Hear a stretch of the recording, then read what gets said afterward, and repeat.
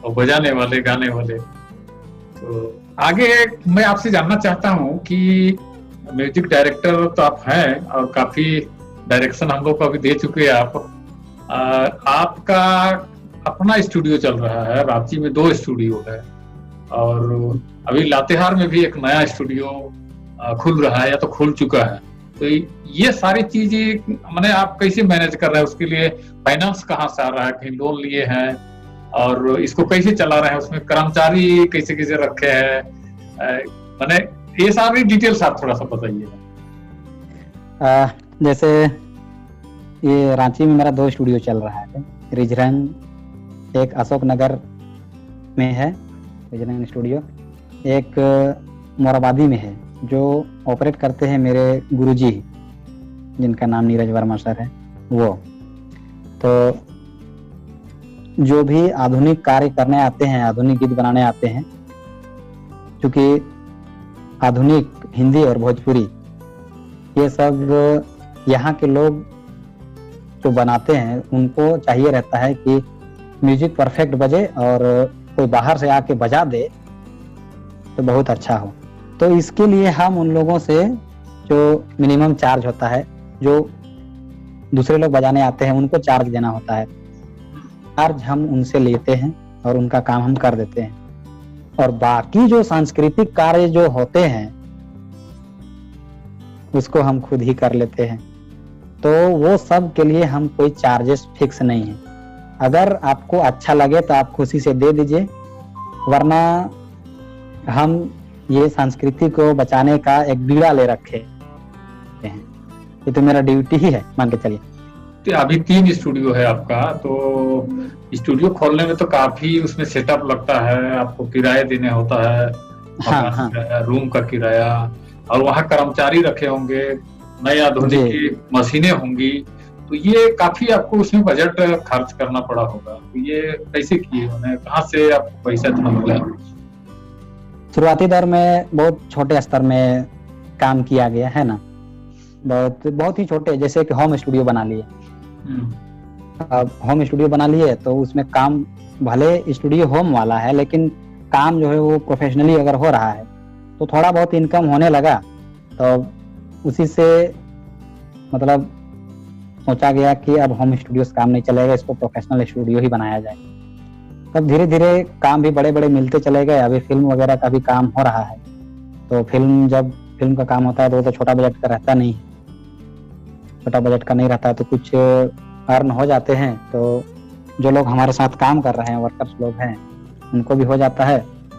जैसे अब जो है प्रोफेशनली, अगर एक प्रोफेशनल स्टूडियो बन गया तो हर तरह का काम वहाँ पर होता है। जैसे ऑडियो रिकॉर्डिंग, किसी प्रकार का प्रचार बनाना हो गया, या इलेक्शन वगैरह में वोट के गाने होते हैं, या अनाउंसमेंट वगैरह होते हैं, या कोई साड़ी सेल लगा रहा है, या किसी भी प्रकार का प्रचार का भी काम हो तो अनाउंसमेंट वगैरह बन जाते हैं। तो वो सब उसमें खर्चे लगते हैं, लोग बनवाने आते हैं तो उनसे चार्जेस लिया जाता है, जो रेट है, तो सब चीज हो जा रहा है। और तो आपके ये सब जो काम करते करते जो अर्निंग हुआ उसी से आपने सारे धीरे धीरे बिजनेस बनाया जी। उन्हें कहीं से आपको लोन लेने की जरूरत नहीं पड़ी है ना? नहीं, शुरुआती दौर में बहुत प्रॉब्लम हो रहा था, जैसे कि क्योंकि हम बिल्कुल नए थे तो मेरे ऊपर कोई प्रोड्यूसर खर्च करना नहीं चाहता था। पता नहीं लड़का नया है, अच्छा गाता है, नहीं गाता है, इस पर हम खर्चा करेंगे, मेरा खर्चा डुबा देगा, क्या करेगा, इस तरह का हेडेक लगा रहता है। तो कोई लगाना चाहते नहीं थे। तो हम यहाँ जिस हॉस्टल में अभी हैं, रांची पॉलिटेक्निक हॉस्टल, यहाँ जब हम एडमिशन हुआ मेरा, तो यहाँ पर फाइनेंशियली जो है ना, मेरे सीनियर लोग बहुत हेल्प किए। अच्छा। कुछ लोग हैं यहाँ पर सीनियर जो बहुत बड़े बड़े पोस्ट में हैं। कोई सीनियर सेक्शन इंजीनियर है, तो कोई पायलट हैं, तो कोई लड़ाकू विमान चला रहे हैं। और झारखंड के हर जिले में लगभग यहाँ से पास आउट सीनियर ही वहाँ पर इंजीनियर हैं, हर जिले में। तो मीटिंग में बुला के कि सर ऐसा ऐसा बात है, हम कुछ करना चाह रहे हैं, थोड़ा सा फाइनेंशियली हमको हेल्प चाहिए। तो उन लोगों का साथ हमेशा रहा है। और ऐसे में हम नाम लेंगे बहुत गर्व से, यहाँ के हैं Chandan Bhagat sir, Rajiv Oraon sir, Upendra Karmali sir, Ashok Marandi sir, ऐसे बहुत सारे मेरे सीनियर सर लोग हैं जो हमेशा एकदम कोऑपरेट किए हैं। जेम्स सर हो गए, बहुत सारे यहाँ पर, मतलब हम यहाँ आए तो हमको किसी भी प्रकार का वैसा महसूस होने नहीं दिया कि बाबू तुम गरीब घर का है, इस तरह का ख्वाब मत देखो, तुम कुछ नहीं कर पाओगे, इस तरह का किसी ने भी नहीं कहा। बल्कि और मेरे ऊपर मोटिवेशनल, मतलब हमको मोटिवेट किए कि नहीं, यू कैन डू इट, तुम कर सकते हो, तुम करो। जहाँ कहीं भी प्रॉब्लम होता है पीछे में हम लोग हैं, बल्कि साथ में हैं। अभी भी कितने सारे हमको अवार्ड वगैरह मिलते हैं तो हम चाहते हैं कि मैं इस अवार्ड को जब हम लें तो मेरे मम्मी पापा के साथ, मेरे गुरुजी के साथ वो सारे सीनियर एकदम जरूर हों जो देखे कि वाह आज इसको ये अवार्ड मिल रहा है, मेरे सामने अवार्ड ले रहा है। बहुत इस तरह का मेरा ख्वाहिश रहा है और बहुत इस तरह का मेरा ख्वाहिश पूरा भी हुआ है कि वो लोग रहे हैं साथ में।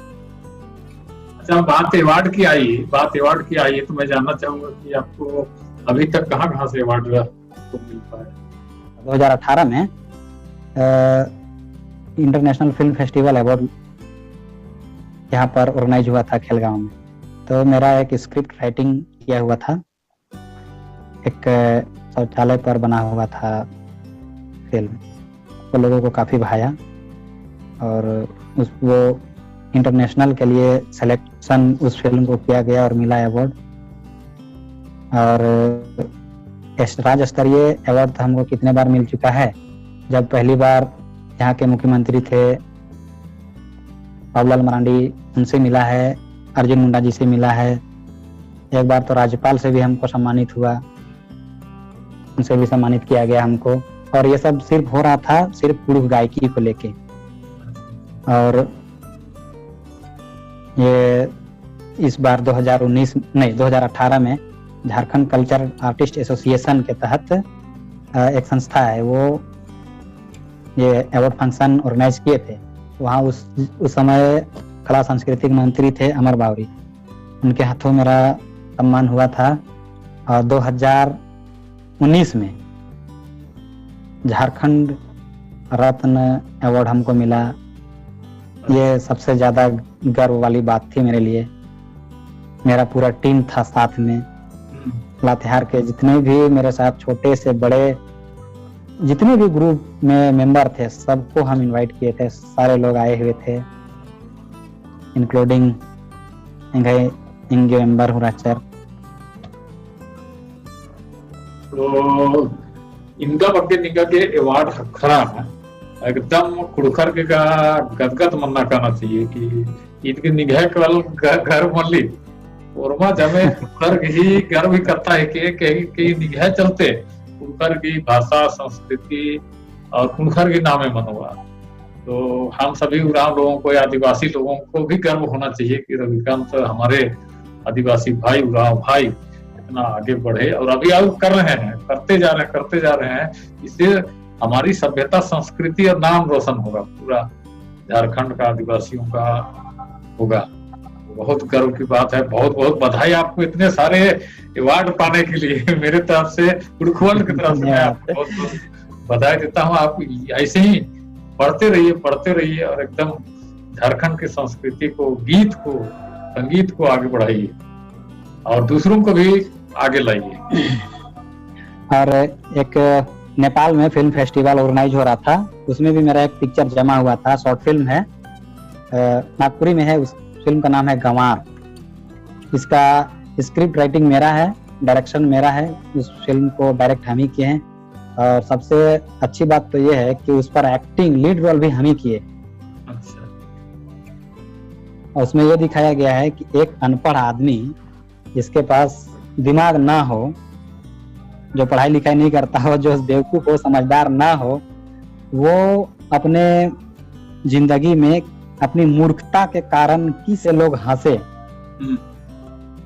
तो इस पर लीड रोल मेरा था और एक डायरेक्टर हैं और एक्टर भी है, नागपुरी फिल्म के डायरेक्टर हैं, रेमो लकड़ा नाम है, उनके साथ कॉम्बिनेशन मेरा रहा है। तो वो जब वीडियो में लॉन्च हुआ उस समय मेरा यूट्यूब चैनल नया था, 10-20 ऐसे कुछ सब्सक्राइबर होंगे। लेकिन जब वो वीडियो रिलीज हुआ यूट्यूब में, एक दिन में 1 लाख व्यूअर चला गया। जो कि अविश्वसनीय था कि कैसे 10-20 सब्सक्राइबर और 1 लाख व्यूअर कैसे चला जा सकता है। वायरल हो गया। हाँ, बहुत ही ज्यादा कॉमेडी भरा मतलब वो फिल्म है, हंस हंस के बिल्कुल पेट में दर्द आ जाएगा ऐसा है। तो उस तरह का फिल्म जो है अभी तक हम निर्माण कर ही रहे हैं और हम उसमें नए नए लोगों को मौका दे रहे हैं। जिस किसी पर भी अगर एक्टिंग का कीड़ा हो, मतलब रुचि रखते हो, तो बिल्कुल मेरे से संपर्क कर सकते हैं। मेरा यूट्यूब में हर जगह मेरा नंबर उपलब्ध है, अब कभी भी फोन कीजिए। आप में अगर कला है तो वो निखरेगा, मेरे रहते वो कला छुपने वाला नहीं। अच्छा, वो मैटर नहीं करता है कि आपके पास पैसे हैं नहीं हैं, उससे आपको कोई मतलब नहीं। सिर्फ आप मेरे पास कला लेके आइए, हम उसको निखारने का, संवारने का काम जरूर करेंगे। बिल्कुल, आपसे पूरा आदिवासी समाज आपसे उम्मीद करेगा और आपसे बहुत कुछ लेगा, है ना। आपको कभी राव समाज को देना पड़ेगा। आपके पास जो गुण है, योग्यता है, या आप जो दे सकते हैं लोगों को, वो आप जरूर उम्मीद करेंगे लोग बाग। अच्छा, आप जो इतने सारे काम करते हैं और स्टूडियो आपका 3 स्टूडियो चल रहा है, अभी लातेहार में नया स्टूडियो खुला है, तो इससे आप, जाहिर सी बात है कि आप अकेले तो नहीं चलाते होंगे, उसमें कई नहीं, कलाकार होंगे, आर्टिस्ट होंगे, तो आप एक तरह से रोजगार भी दे रहे हैं। तो आप बताएंगे कि उसमें कितने सारे लोगों को उसमें रोजगार मिल रहा है, रोजी रोटी के ऊपर? एक लोहरदगा में भी रिजन नाम का एक स्टूडियो है जो वहां पर जो चला रहे हैं, उनका नाम है पप्पू रिंग। वहां पर हमेशा 3 आदमी काम कर रहे हैं। और लॉकडाउन की वजह से मेरा रांची में जो अशोक नगर वाला स्टूडियो है रिजन, वो बंद है कोरोना के कारण, और मोराबादी वाले स्टूडियो में वहाँ काम चल रहा है। और लातेहार में अभी खुला है, तो अभी सारे लोग एकदम बिल्कुल जोश में हैं, वहाँ पर भी काम कर रहे हैं। वहाँ पर भी 3 आदमी काम कर रहे हैं। और जब वहाँ पर काम हो रहा है तो जो लोकल कलाकार हैं उन लोग को भी मौका मिल रहा है, तो उन लोग भी बहुत एक्साइटेड है, बिल्कुल उत्साहित है कि नया नया स्टूडियो खुला है, तो बिल्कुल हम लोग जोश जुनून के साथ काम करेंगे। और मेरा एक सपना था कि लातेहार जिला को फिल्म इंडस्ट्री बनाने का, वो धीरे धीरे हमको पूरा होता दिखाई दे रहा है। तो इतने सारे, चलिए बहुत अच्छी बात है। आप अपना तो कर ही रहे हैं बिजनेस या संगीत के क्षेत्र में, लेकिन इसके आप जो ये काम कर रहे हैं उसके माध्यम से बहुत लोगों को रोजगार भी मिल रहा है, और आने वाले दिन तो और बढ़ेगा आपका ये सब। जो आप जितने आपका ये गतिविधि बता रहा है कि आपका और भी फैलेगा, नेटवर्क बढ़ेगा, और बहुत सारे लोग इससे, एक तो संगीत में निखार आएगा, नए नए सिंगर आएंगे, वादक कलाकार आएंगे, और लोगों को रोजगार भी मिलेगा। इससे ये कमाई का जरिया भी होगा, जिन्हें कुछ बहुत तो इनकम होगा लोगों को। हर आदमी सक्सेस नहीं हो पाएगा अपना, लेकिन कुछ बहुत तो अर्निंग इससे होगा, चाहे सिंगिंग से हो, चाहे बजाने से हो, या स्टूडियो में काम करने से। तो बहुत बहुत अच्छा लगा। एक गीत और सुनना चाहेंगे। बात सुनते सुनते क्या है ना, थोड़ा सा नया ताजा होने के लिए सुनना पड़ता है। बहुत पुराने एक्टर हैं रमन गुप्ता, वो बड़े भैया हैं हमारे। जब हम इंडस्ट्री में काम नहीं कर रहे थे तब से उनको जानते हैं, लेकिन अब वक्त ऐसा आ गया है कि अब साथ में हम काम कर रहे हैं। तो उनको एक गाना हम दिए थे कुड़ुक में, एल्बम का नाम था चंदो लेखा रूप, और उसी गाना को हम गा देते हैं। नीनी थर दी कोई चंदो लेखा, मुखड़ा निंग है बिड़ी बिन को लेखा। नीनी थर दी कोई चंदो लेखा, मुखड़ा निंग है बिड़ी बिन को लेखा। राधी नीन कोई परी लेखा, अलख दी नीन कोई सने पूप लेखा। इन निंग है दीवाना, नीन है दीवानी। एन निंगे दीवाना नी निंगे दीवानी गुचे प्यार ननत चोरी चोरी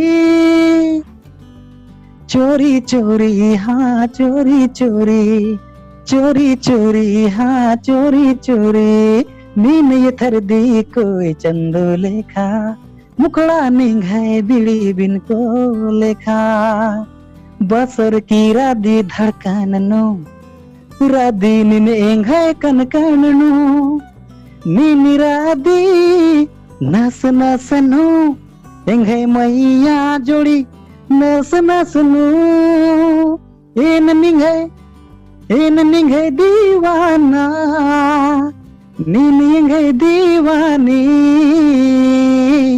गुचे प्यार ननत चोरी चोरी चोरी चोरी हाँ चोरी चोरी नीनी थर दी कोई चंदो लेखा मुखड़ा निंग है बिड़ी बिन को लेखा। बहुत बढ़िया, दो डंडी पढ़ के बहुत अच्छा गाए आप। तो ये सारे गाने जो आप गा रहे हैं ये अलग अलग चैनल में है कि ये आपका चैनल पर है, यूट्यूब चैनल? वैसे बता दें दर्शकों को कि मेरा पर्सनल यूट्यूब चैनल है, एक रिज रंग और एक रिज रंग इंटरटेनमेंट, लेकिन हम वैसे सब चैनल के लिए हम काम करते हैं जो कुड़ुक संस्कृति को लेकर काम कर रहा हूँ। तो बहुत सारे चैनल्स में मेरा गाना मिलेगा। अभी एक मेरे छोटे भाई हैं, दीपक टोप्पो नाम है, वो नए नए इंडस्ट्री में कदम रखे हैं। वो रांची के ही हैं, बेड़ो प्रखंड से। तो उनका यूट्यूब चैनल का नाम है टीवी सीरीज, उनके चैनल में भी मेरा गाना मिलेगा। Mahuli films entertainment YouTube channel है, उस यूट्यूब चैनल में भी मेरा गाना है। Vinod dance crew YouTube channel है, उस पर भी मेरा गाना है। तो इस प्रकार से जो भी कुड़ुक को लेके कार्य कर रहे हैं उन सभी के चैनल में मेरा गाना मिलेगा। आपका स्पेशली 2 चैनल है ना? हाँ, रिज रंग स्टूडियो ऐसा कुछ है? हाँ, स्टूडियो नहीं, रिज रंग है एक, और एक है रिज रंग इंटरटेनमेंट। अच्छा, तो ये सारे श्रोताओं को मैं कहना चाहूंगा, दर्शकों को, कि हमारे इतने बढ़िया कलाकार, उम्दा म्यूजिक डायरेक्टर, सिंगर, इनको प्रोत्साहित कीजिए, आपको प्रोत्साहित कीजिए और उनके चैनल में जाइए, जहां भी इनका गाना मिलता है वहां जाकर के सुनिए। तो इससे उनको, हमारे भगत जी को प्रोत्साहन मिलेगा। और चैनल में जाइएगा, सुनिएगा, अच्छा लगेगा। आप चैनल पे सब्सक्राइब करिए, तो इससे आप उनका जो रेगुलर जो गाना आएगा उसको आप सुन पाएंगे जी। आप कुड़ुक चैनल में आए और इतने सारी बातों को, गीत भी सुनाए, अपना कहाँ से शुरुआत किए म्यूजिक के क्षेत्र में, और सारे गामापा संगीत में क्या जानना चाहिए, उसका कंपोजिंग कैसे करते हैं, ये सारे गुरु बात को आपने यहाँ पर हमारे चैनल के दर्शकों को बताया। और इन सारी बातों के लिए मैं कुड़ुक चैनल की ओर से आपको बहुत बहुत धन्यवाद कहता हूँ। धैन बख्तर निकर, नमस्कार और लगी मोजरा नीन ये थर दी कोई चंदो लेखा मुखड़ा निंघाए बिड़ी बिन को लेखा।